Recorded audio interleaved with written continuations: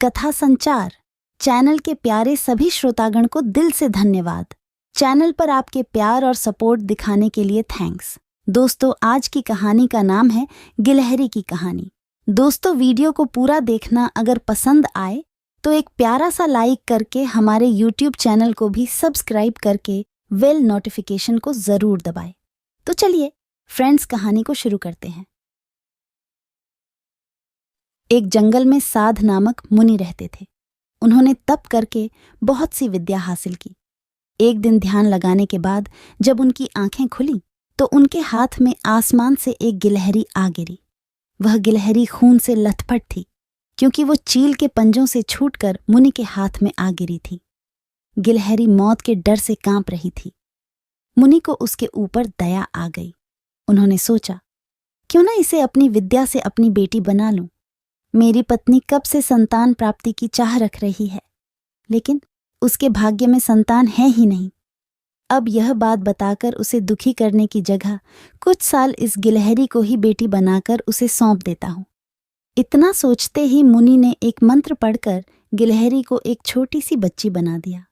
वो उस गिलहरी को बच्ची बनाने के बाद गोद में उठाकर अपनी पत्नी के पास लेकर आए। उन्होंने कहा, लो, अब इसे अपनी बेटी मानकर ही पालना। सोच लो, भगवान ने तुम्हारी सुन ली है। मुनि की पत्नी छोटी बच्ची देखकर खुश हो गई। अब गिलहरी से बच्ची बनी लड़की मुनि के घर में बड़े लाड प्यार से पलने लगी। मुनि की पत्नी ने कुछ दिनों के बाद बच्ची का नाम वेदांता रखा। मुनि और मुनि की पत्नी दोनों ने बड़े प्यार से वेदांता को पाला।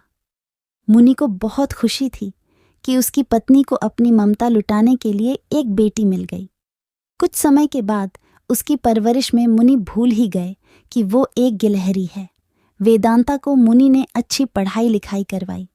देखते ही देखते वेदांता 16 साल की हो गई।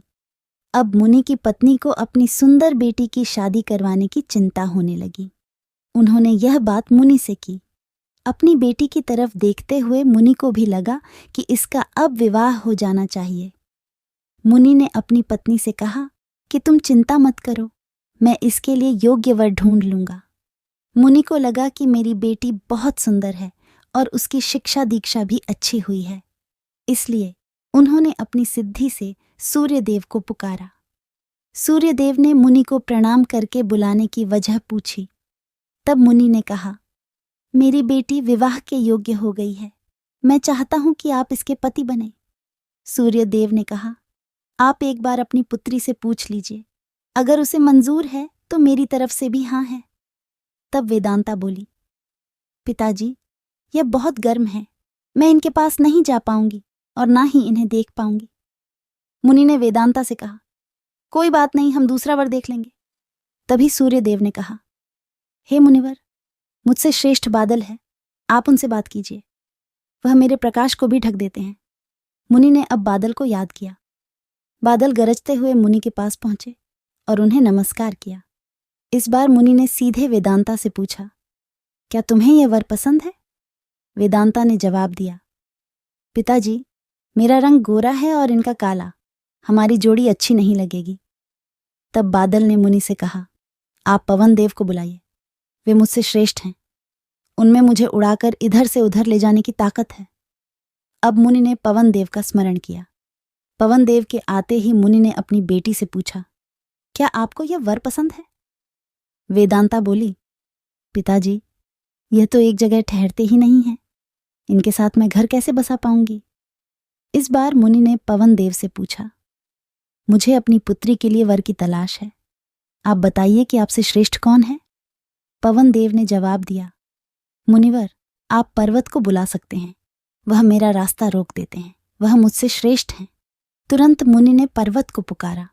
पर्वत को देखते ही वेदांता बोली, यह तो पत्थर हैं, इनका दिल भी पत्थर का ही होगा, इनसे विवाह कैसे हो पाएगा पिताजी? मुनि ने हाथ जोड़कर पर्वत देव से पूछा, आपसे श्रेष्ठ कौन है? पर्वतराज ने जवाब दिया, हे मुनि, चूहा मुझ में छेद कर देता है, इस आधार से वह मुझसे श्रेष्ठ है। इतना कहते ही पर्वत देव के कान से चूहा नीचे कूदा। वेदांता ने जैसे ही चूहे को देखा, वह खुशी के मारे उछल पड़ी। उसने कहा, पिताजी, यही मेरा वर बनना चाहिए। मुझे यह पसंद है, इनकी पूंछ, कान, सब कुछ कितना प्यारा है। मुनि ने सोचा, अहो, मैंने एक गिलहरी को मंत्र विद्या से इंसान तो बना दिया, लेकिन इसका दिल अभी भी गिलहरी वाला ही है।